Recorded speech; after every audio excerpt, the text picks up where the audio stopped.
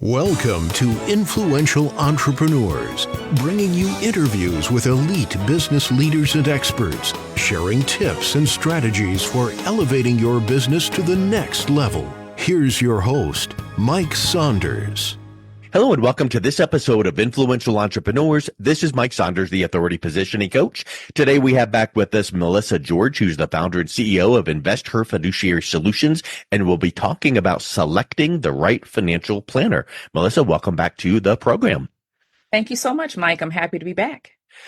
Hey, so on this conversation, I don't know why it should take more than 30 seconds because you just Google and choose the first one you see, and then you sign right up with the financial planner, right? I bet some people do it that way. I'm being really funny, but unfortunately and sadly, there's too many things in our life that we use the quick AI and Google for that we really shouldn't, and because it causes confusion. So let's just kind of jump even from that point right there. When you're thinking about your retirement and your financial future, and you need to align yourself with someone that you respect that can guide you through the process, and you're looking for a financial planner, you really shouldn't go Googling for anyone out there. You should be really vetting them and looking for a partner. So where does that start with someone? Ooh, this is such a loaded question, but while a lot of people do start with the internet, or sometimes they'll start with a friend or family member asking them, who are you working with? There are some key considerations that people should consider when they are looking for a financial planner. First, I think it's important that they start to kind of research and educate themselves on all the letters, right? The alphabet soup behind people's names, right? Because those letters, they mean something. But what I think is important is I think they should always maybe get 2 or 3 names. And I think they should really go through an interviewing process with each of these prospective planners. And there are some very specific questions that they should ask. I know very often when people find me, and people do find me on the internet, we have a 30-minute Zoom, and I tell them, all about me and my services and, how I work with clients. But I also know that they're usually not asking the right questions. And so I usually provide them a list of questions that I think they should ask all of the people that they're talking to. And the questionnaire that I give them already has my answers in it. So they also kind of have something to compare it to. But I think that's important. Looking at credentials, looking at experience, looking at approach, and the questions that they ask, I think that's a great start in terms of finding perhaps a lifelong financial planner that they can work with. Yeah. And let's even talk about that. It's not like you're going to go to Google and put in best financial planner in my city, my town, and go, oh, now I'm confused. But what's going to happen is you're going to hear about someone. You're going to talk to your friend, your neighbor, your family member, your church member, go, who do you use? And then guess what you do? You then use Google to really dive in deep and verify. And when that is being searched and vetted online, you do want to see what kind of credentials they've got. Are there bad things, good things, other things? So that's really huge. But I want to really talk a little bit here about what you just brought up. I want to know that list of questions, because if someone is out there, because listen, there's a lot of people that, the old saying, you don't know what you don't know. And if I'm talking to, or if a woman is talking to a lot of financial planners looking for the best one, the right fit, they don't even know the best questions to ask, like you said. So what are some of those questions? So here's a short list of a few of the questions. But obviously, after they get through asking what professional licenses and designations do they have, it would be beneficial for them to ask, are they or their firm licensed and registered with the state or SEC or FINRA? And FINRA is the regulatory agency for the securities industry. They could ask about, how do you mitigate conflicts of interest in your practice? So we're kind of talking about that fiduciary standard. Here's a good one. Can anyone besides you benefit from the recommendations? Can anyone besides me benefit? So if you give me a recommendation and I implement it, is the advisor the only person that's going to benefit or really, the question is really about, is there a kickback to somebody else? Is somebody else going to get compensated, right? Here's a really, really good one. What happens in a relationship, right? Oh, can you say that again? I missed it. what happens if I need to end our professional relationship? Ooh, okay. Right? Would there be any penalties or fees associated with terminating the relationship? And here's one other one that I'll throw in. Can I have it in writing? Ooh, Good questions, interesting. right? Yeah, that's really interesting because a couple of those I what do I know? But I wouldn't have thought of any of those. So like I would have thought, how long have you been in business and do you have a college degree? I don't know. But who else can benefit?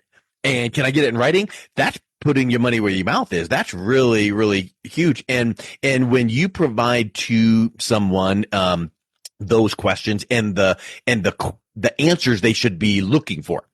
And I would say that if someone is kind of fumbling and bumbling and answering and kind of all over the place, you're kind of Yeah. making a note going, okay. Yeah. I see where you're. So I think that's a really, really neat approach to helping someone as they're looking, because you should not just go Google, click, hire, done. You should be talking to a couple, three people just to see who resonates best with you. Absolutely. These are questions that, that advisor should have the answers, right off the top of their head. They should not be hard to find. But, Mike, to your point about, credentials or designations or, where did they go to school, those types of things, the licenses, that's actually pretty easy. But I find that probably 99.9% of the population of the public, they don't know how to vet the advisor. They don't know where to look for this information. So it's okay. Can I share that? Can I share that information now? Yeah. Okay, so the very first place they should go is broker check. If they start typing in brokercheck.finra.com, they literally can look up any financial planning firm, any financial advisor who has a securities license, and they can see all of their credentials in terms of not the designations, but they can see all of their licensing. They can see what firms they've worked at. But the most important thing is they can actually look up disclosures. Okay. Disclosures are demerits, if you will. Okay. They could be insignificant or they could be really, really important. For example, if someone has maybe gone through a divorce, which many people have, and there's been some debts and those kinds of things, that they may see something like that. But that, that's life, right? So I wouldn't ding somebody for that. But they may see Yep. something that's more important. They may see fraud. They may see where someone actually forged somebody's name. They may see where the company was operating in some fraudulent activities, things of that nature. Those would be flags, right? If you've seen Mm-hmm. and you see 3 or 4 dings on someone's record, but this is all public information and most people don't know. So, in my list of questions, I actually give them, here's the broker check website to securities component. And then also they can go to their state insurance commissioner's website and they can look up and then they can see all of the insurance history with that particular advisor. They can see what companies they've been appointed with. They can see their continuing education record all the way back to when they very, very first got licensed. That information is out there forever. And kind of as a something fun to do, they literally could go to the broker check website and they could look up Bernie Madoff, right? Everybody knows who Bernie Yep. Madoff is. They literally Yep. can go on there and see his record is on there too. So none of us are in the industry are exempt. And if they go on there and there's no record, then they are not securities licensed. That's important as well. As you were describing that, it made me think that's going to take a minute or two, not a month or two, but it might take 30 to 45 minutes. Let's call it an hour. But Yeah. it reminds me of the old saying, measure twice, cut once. That's right. Like if you didn't do this and you thought, I don't know, I had a nice conversation, let's just go with this person. And then you found out like the relationship soured and you got bad advice and then you did these things, you would go, why didn't I know this ahead of time? Well, you just decided not to do it. And so I think that's a huge piece that people need to think about is this could be a very long, and it should be a very long relationship. Let's go ahead and do some of these things that isn't hard to do, doesn't cost any money. It's just a couple little clicks here and there, and you're telling them exactly where to go and what to look for. That's super important. Absolutely. Here's something else that I think is important for the viewers or the listeners. Anytime someone opens up a brokerage account, whether it's Schwab or E-Trade or, there's obviously lots of companies out there.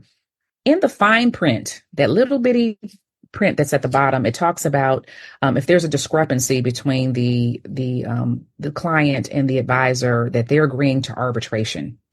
I happen to be a FINRA arbitrator, and I've sat on a few of these cases, which is really designed to make the client whole. If for some reason something has gone awry, they're agreeing to arbitration, a panel of 3. At least one of those arbitrators will be an attorney.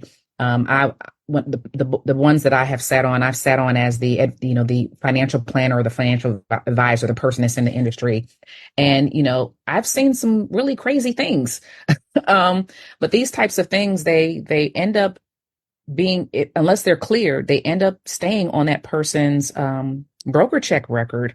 And when we make a decision, it is binding as well. And so most people don't realize that, again, when they're just opening that brokerage account, there are some protections in place for them. And it's really designed because we know that in any industry, everyone is not honest. You're always going to have a couple of bad apples, right? But there's some protections in place. And so they really want to start getting familiar with FINRA, with looking at broker check, checking their advisor, they can look at advisors they've looked at in the past, and certainly advisors, the prospective advisors that they're thinking about working with, because that relationship is really, really important. You're talking about someone who's going to be giving advice about your money, about your household, about insurance. It's going to really, really affect your family. And so, yes, Mike, you want to take a few extra clicks and a little bit of precautions. So I know you work a lot with women. Have you ever worked with someone who didn't do this before in a previous relationship? They're looking to move from an advisor. They start talking to you and a few others. You'd mentioned these things, and maybe they start doing them and come back to you and go, "Oh my goodness, this is so enlightening." That like contrast. What is someone that you've worked with that this has come about and this is new to them and they've really appreciated it? Yes, I am thinking of a client in particular right now, and we met and just had a little introduction a while back, and then they were kind of seeking, and she went on to work with someone else, but a couple of years later she came back to me, which obviously I knew that wasn't easy for her to do, but she went with someone. In fact, she had been with 2 other people, and the second person had her replace the policies that she had purchased with the first person.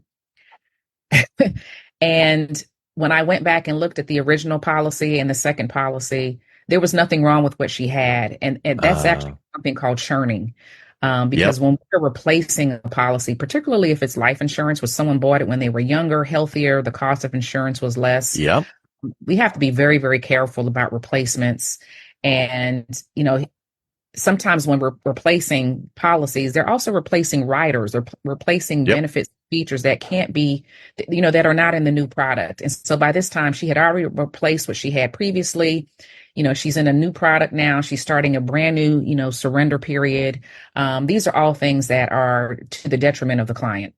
But the benefit of financial advisor number 2. Absolutely, because they got paid again, right? That was the whole thing, is if I replace it, I'm going to get paid again. But if it's not in the best interest of the client, it should not be done. It is more beneficial to take the policy that they already have and maybe look at ways to tweak it, enhance it, make it better than to just replace it. And so by the time she came to me, that's what we did. We didn't replace the newer policy that she had, but now it's just all about, well, how can we tweak it and make it work as efficiently and as best as possible? And those tweaks that probably you looked at and recommended didn't benefit you one dime, but she probably was going, "Wow, thank you." This is correct. This is correct. There wasn't compensation there, but obviously there were other things that I'll do with her where, there will be compensation. But at the end of the day, I want to make sure that she's in the best position that she can be in for her family and her future. So, it's, again, not just about selling her a product or providing a service. I'm here I want to impact her and her family in a positive way. I want her to be better for having worked with me than she was when she came to me. So once you've gone through some of these steps and questions and vetting, and now you've selected the one that you feel is the best advisor right now for you, I feel like it goes a little bit deeper to go, okay, now let's dive in to make sure that they're going to give the best advice based on my financial objectives. And I would venture to say that there are some clients you work with that really are a little fuzzy on what their financial objectives are. Kind of like, hey, what's your life goal? And people are like, I don't know. So how do you help a client understand and clarify their financial objectives so that the advice you give to them aligns with their financial objectives? Well, part of the planning process is about really fine tuning what these goals are. And yes, to your point, a lot of clients are not really clear about what they are. And, part of my job is to help them figure out what those goals are, not to actually give them what their goals should be, Yeah. but to coach them along. More specifically, when, some of the goals can be unrealistic, right? Mm-hmm. In terms of how much money they want to make. Everybody wants to Mm-hmm. retire early, have tons and tons of money and live long. Yeah. But we have to bring reality into the situation, and we have to look at the resources that they have, their disposable income, what they're able to invest or contribute on a monthly basis to reach their goals. So yes, so a lot of it is also about just being realistic in what can we actually do. Obviously, none of us has a crystal ball. But we have a history, we have strategies that are tried and true. And so if people can build in the discipline and the recommendations that we put in place to help them implement and monitor and make sure that we stay people can have the retirement that they can have confidence with. Yeah, you've talked several times about, giving the right advice, and like in the example about the insurance, that it was not illegal to do that, but it really wasn't the best thing to do for the client. So talk a little bit about the standards that you hold yourself to related to being a fiduciary, because I know that we hear that a lot, but I think that there's a big difference between, what's suitable to give advice to and fine, but it really doesn't adhere with some of those deeper standards. Yes. So the financial services industry is held to the suitability standard, which just means that when we make recommendations, it's appropriate. It's appropriate for the client. But the fiduciary standard is the highest standard. And that standard is all about making sure that what I'm recommending is not only suitable, but is also in the best interest of the client. So I will never put my interest above the client. Not when it refers to commissions or compensation, not when it refers to, there's no, I don't receive any kickbacks. I don't have any quotas. I am not married to any particular company or product. So I have complete objectivity. And I think that's the way that it should be. I did work as a captive agent the first 6 years of my career, where I could only sell the products and services of the company that I worked for, which became a challenge, right? Because who does every company have every single product that they have is the best product for the Yeah. client?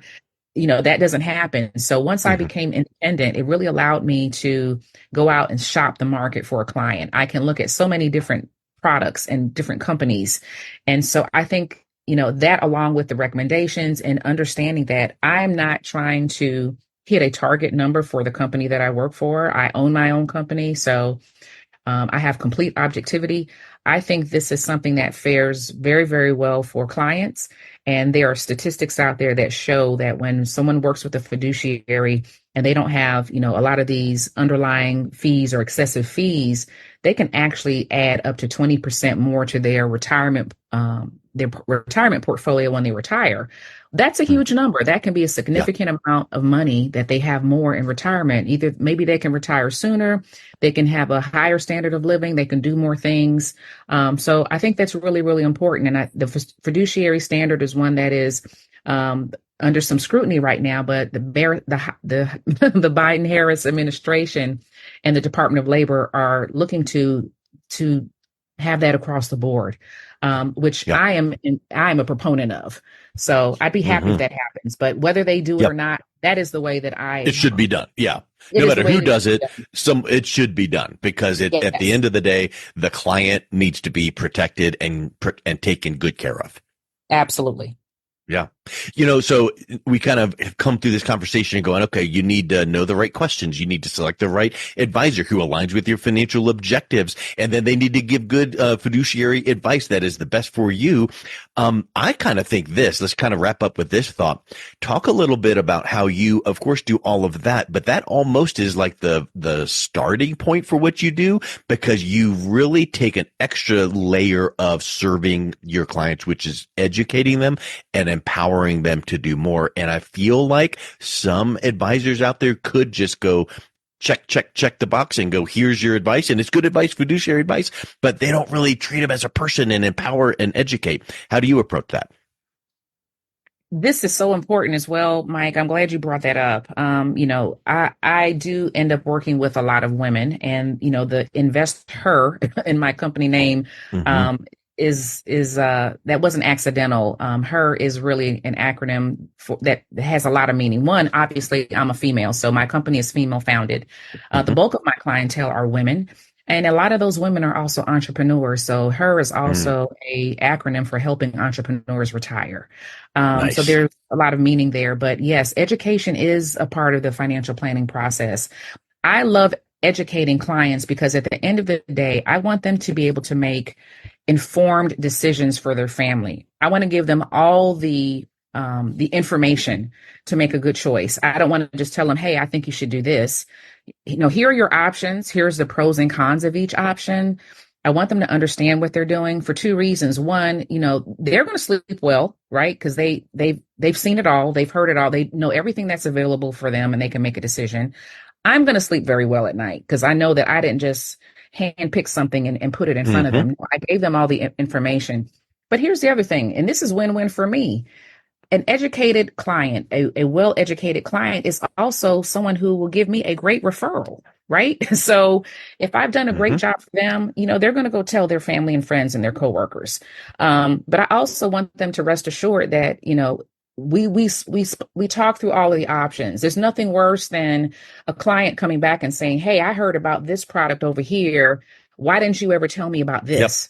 Yep. My friend has this. That is never going to happen with me because I'm going to make. Or walking away scratching their head going, okay, we'll do it, but I don't have any clue what you said and I don't even know, but go ahead. I'm just confused. You beat me down. We don't want that either. Absolutely. Yep. Nothing worse than that. Well, this has been super, super helpful to kind of really clarify that vetting research process. Super educational here for us. If someone is interested in reaching out, connect with you to see what you can do for them, what's the best way they can do that? Yes, they can go to my website at InvestHER, HER, fiduciarysolutions.com. And once they're access my calendar, they can book a free 30-minute Zoom, and I would love to connect. Excellent. Well, Melissa, thank you so much for coming back on. It's been a real pleasure chatting with you today. Thank you so much, Mike. I'm happy to be back, and hopefully you'll have me back again. Yeah, awesome. Thank you. Thank you. You've been listening to Influential Entrepreneurs with Mike Saunders. To learn more about the resources mentioned on today's show or listen to past episodes, visit www.influentialentrepreneursradio.com.